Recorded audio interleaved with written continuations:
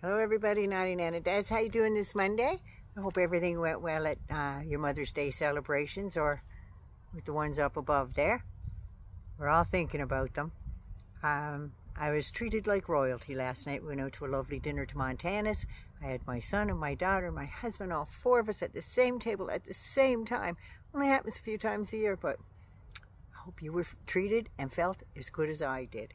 All right, I promised you some Canadian content. Here you go. This is with the Conservative leader, Conservative Party leader, Pierre Poilievre. And this article was written by Charlie Angus, and it was in a magazine.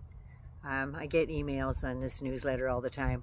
The Tyee, Tyee, and it was written 10th of May 2024. So this is a little bit. We talk about Maga extremists and all that stuff. We'll get into some of that right here in my own home country, right here. So Pierre Poilievre is a far-right conservative, and I am not amused. The Maga mind virus has infected our Canadian politics in all the worst ways possible. Not that there's anything good about those people.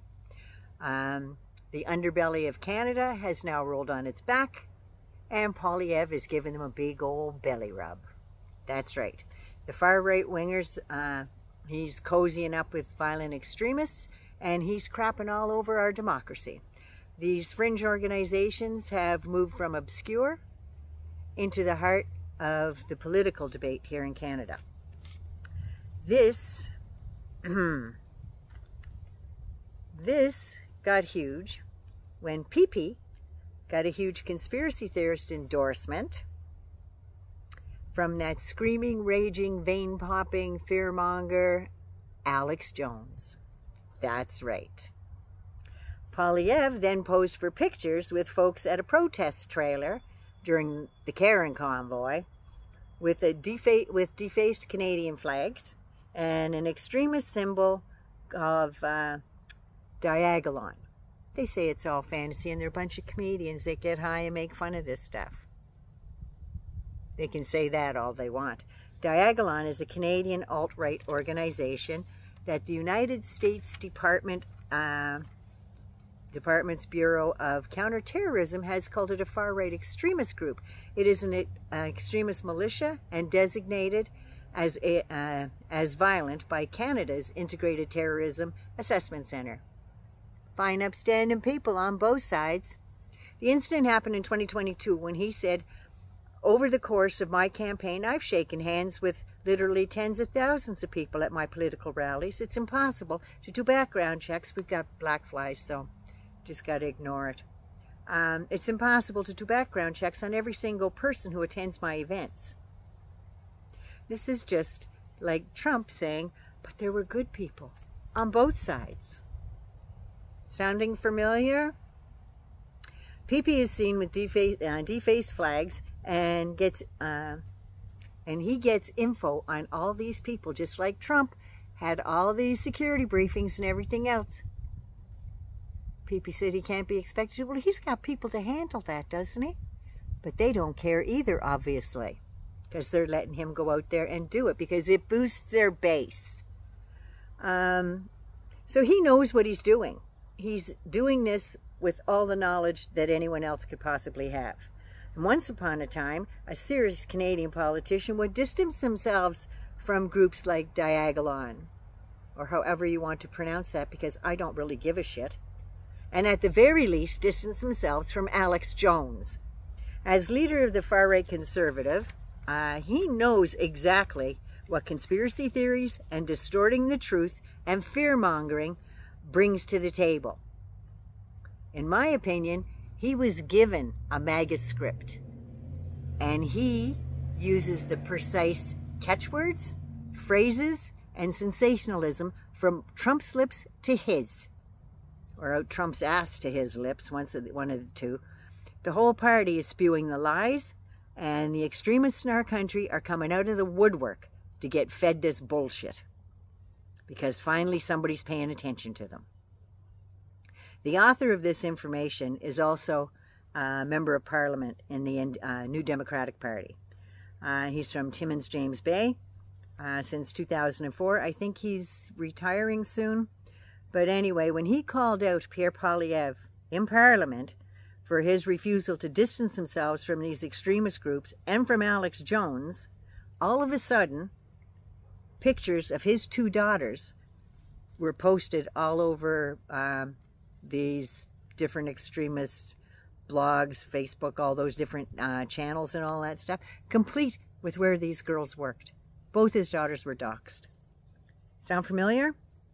You know, like the judges on Trump's trials, the prosecuting attorneys, the DAs, the court staff. Yeah, it's the same shit up here. One person said, "Are you gonna cry, Charlie? Told you what was gonna happen if you made one more cowardly step."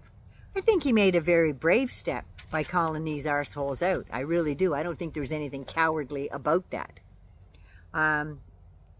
Another anti-Trumper wrote anonymously, of course, because they're too chicken. He said, "You better get two hands on your holy shit channel." Wait a sec. "You better get two hands on your holy shit handle, Charlie, because things are going to get a lot more rugged for you." Again, MAGA bullshit.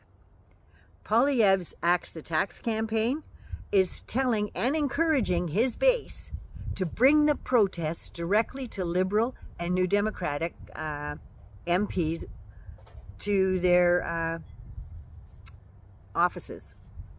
He said, "Politics is not a spectator sport, it's a participation sport." So, between the lines, he is telling them directly to go out there and harass all these politicians. One MP was meeting with senior citizens to discuss probably the dental bill that they passed, when a group of men showed up and threatened to physically fight him right there and then, while all these probably terrified senior citizens were looking on. Very concerned, I'd say. These conservatives are getting exactly what they want, and exactly their goal is so the opposition won't run again in fear of violence. It's sad, right? But that's what's happening in the States too. Even Republicans are choosing not to run again because of proposed violence on them, their constituency offices, everything. And it's all the violence from the far right, using all the tropes in Canada here. They're using the woke communist agenda. Sound familiar? The New World Order. You know, all the same things that they're talking about in the States, but it's the same rhetoric that Hitler used. Exactly the same. So I don't know what the hell's going on, but that mind virus has infected my country and I'm not happy about it. PP last week pointed his finger at the Prime Minister and called him Trust Fund Trudeau. Well, we all know he's stinking rich. There's no getting away with that. He's stinking rich, and his father was disgustingly rich. And when he passed away, he left his fortune to his 4 sons. So they're all well off. But you know what? PP's worth over $25 million himself, so he can just shut the hell up about rich people. He's going on about rich people because in the new budget, they're going to tax people of higher income brackets more money. So they pay their fair share in taxes. Let me tell you a little bit about PP, shall I? Well, he's worth over $25 million himself. His home in Rockcliffe, Ottawa, is worth over $6 million. And you know, I noticed when the Freedom Convoy, or the Karen Convoy, was parked in Ottawa for 3 weeks, blaring their goddamn horns 24/7. Didn't matter if people were sick or dying in their apartments. They didn't care. They just kept laying on the horns. They weren't in his area. They weren't anywhere in his neighborhood. So he didn't care. Didn't say anything about it. He just mocked Trudeau for not trying to stop it. When Trudeau stopped it, then he mocked him for stopping it. Just saying. He earns over $7 million a year. Not quite a down-home fella, right? He's not part of the middle class or the lower class, that's for sure. He has $2.5 million in artwork. He has a home in Alberta, Vancouver, and another condo in Ottawa along with his house. I don't know who's living there. I don't know. Maybe he's got a Stormy Daniels or something. And he has $9 million in investments. I'm thinking, all these government people, they must know what the stock market's doing, the Toronto Stock Exchange and stuff, insider trading. I don't know, I'm just guessing here. But he has a huge watch collection as well, worth over $150,000. In fact, the one he wears to Parliament every day, he has a Rolex watch on his arm worth $75,000. Now, with that $75,000, instead of denying seniors dental care and children dental care, maybe he could buy false teeth and fix all these children, get them braces and everything else for probably hundreds of kids for $75,000, I'm thinking. But anyway, that's just my take. So, I'm just going to say to Mr. Poilievre, if you want to fly your mega freak flag, fly the fuck to the States and do it. Because we don't need it here. Not that I want them to have another one. But anyway, you get my drift. Naughty Nana loves you. Be good, be safe. Please take care of you first so you can take care of others. If you're new, give us a subscribe. Love it. Share it. Naughty Nana loves you. Mwah. Ooh, I love you so much.